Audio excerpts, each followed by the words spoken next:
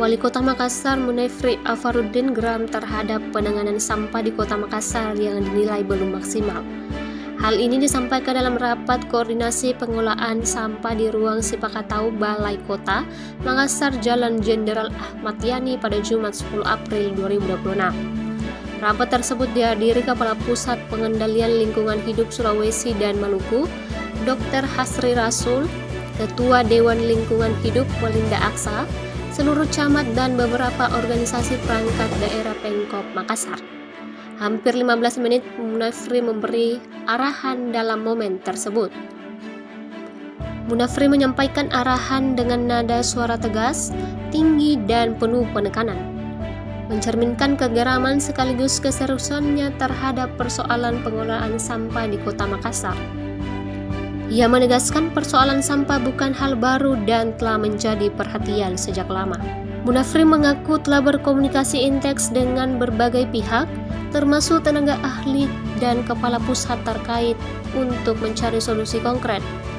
Menurutnya, sistem open dumping yang masih diterapkan memperparah kondisi lingkungan. Belum lagi air linden merembet hampir ke 17 hektar masuk ke permukiman masyarakat.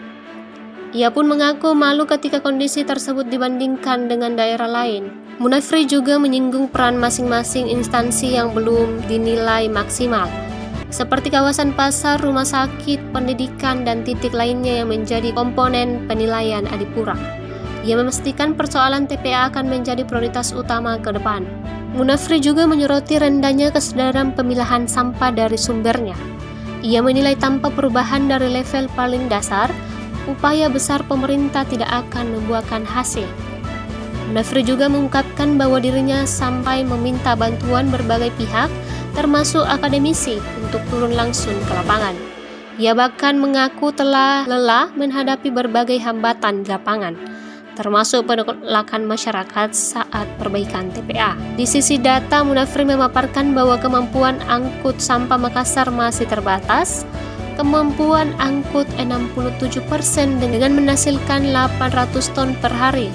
Artinya masih ada sekitar 30% sampah yang tercecer dan tidak tertangani dengan baik. Ia juga menyoroti tingginya biaya pengelolaan sampah di Makassar yang tidak sebanding dengan hasilnya. Munafri pun menegaskan bahwa capaian Adipura bukan sekedar simbol, melainkan target nyata yang harus diraih. Ia mengajak seluruh pihak untuk bergerak lebih masif dalam pengelolaan sampah, termasuk melibatkan komunitas dan aktivis lingkungan. Bisa memastikan program yang kita jalankan ini adalah program yang benar-benar jalan dengan komitmen kita. Pak Kapus sudah benar-benar memberikan pemahaman yang sangat-sangat simpel. DLH tidak mengurusi rumah sakit. DLH tidak masuk ke dalam pasar. DLH tidak ada di toko-toko. Lalu DLH di mana? Ada di TPA. Lalu kalau TPA bermasalah, bukan garis PU yang bermasalah, bukan camat yang bermasalah. Ada wilayah teritori yang harus kita maksimalkan. Ada wilayah teritori yang harus kita pertanggungjawabkan. Maka dari itu, Bapak Ibu sekalian, kita mulai dari sini. Mulai hari ini. Bahkan persoalan di TPA, saya minta tolong sama Prof. Batara sampai malam-malam, tengah malam bersama-sama dengan tim yang ada di sana. Prof. Batara ini rektor, Pak Kapus. Jadi tolong saya disupport. Kalau tidak mau disupport, bilang sama saya tidak bisa dan saya mundur. Ini harapan saya. Bapak pikir enak, tidak malu saya. Apa yang disampaikan Pak Kapus, beban dibandingkan kita dengan kota lain, malu Pak. Saya tidak punya apa-apa, saya cuma punya malu dan harga diri. Dan ini saya tidak mau terjadi ke depan. Tidak ada lintas sektor, semuanya mengelola itu. Orang pasar tidak cuma mengatur los. Teman-teman yang di jalanan tidak hanya menyambut tok. Teman-teman yang di wilayah tegas terhadap ini. Jadi saya mau sampaikan, ini bisa selesai kalau kita punya komitmen. Ini bisa selesai kalau kita punya komitmen bersama menyelesaikan ini.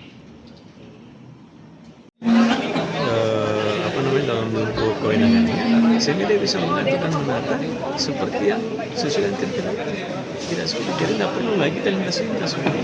Itu yang Pak Wadi tadi tekankan, ketika semua orang bekerja saja di 15 itu yang dinilai selesai. Nah sekarang ini tinggal bagaimana menindaklanjuti. Tindak lanjut itu kami siap mendampingi karena ada kriterianya di situ yang mereka harus tahu dan dia harus tunjuk internalnya siapa yang bertanggung jawab di item-item. Misalkan untuk pemilahan ada orang ditunjuk di internalnya dia, stafnya atau karyawannya untuk bertanggung jawab bagaimana supaya di kantor itu atau di pasar itu, di sekolah itu dia yang mengarahkan, dia memastikan bahwa sudah dilakukan pemilahan. Kemudian ada yang mengurus bank sampah unit, jadi setelah dipilah dibawa ke bank sampah, di situ ada pengurusnya, ada pengurusnya. Sampah ini disatukan, kemudian lanjut dibawa ke pengumpul atau vendor yang memang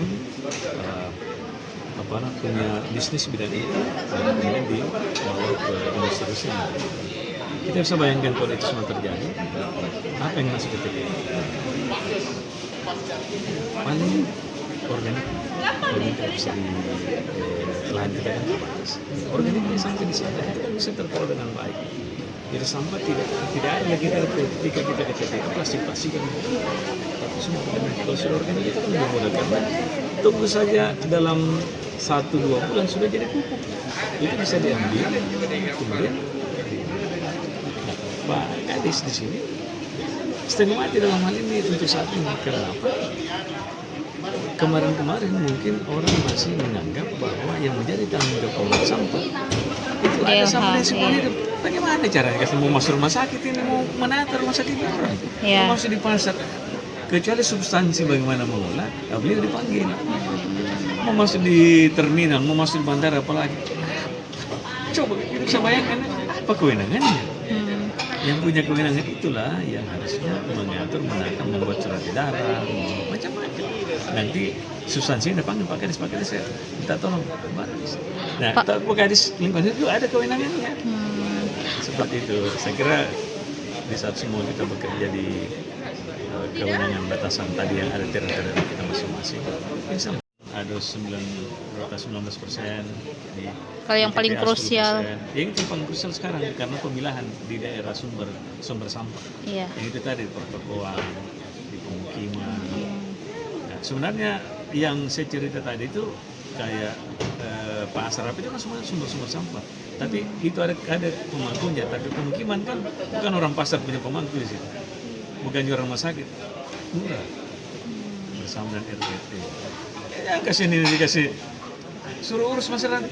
Ya. Saya disuruh punya masyarakat. Ya. Kecuali Pak Kadis bantu kami bagaimana tata cara pengolahannya. Kalau beliau tidak bantu dia yang keliru. Yang kemarin itu 54,7 ya. Oh. Untuk sebenarnya tinggal, tapi memang itu untuk naik ke 1 digit saya setengah mati. Ya saya kira dengan tadi yang kita bicarakan, yakin saya sangat yakin. Apalagi sudah komitmen dengan Pak Kadis ya, Pak Camat. Tidak perlu betul waktu yang lama.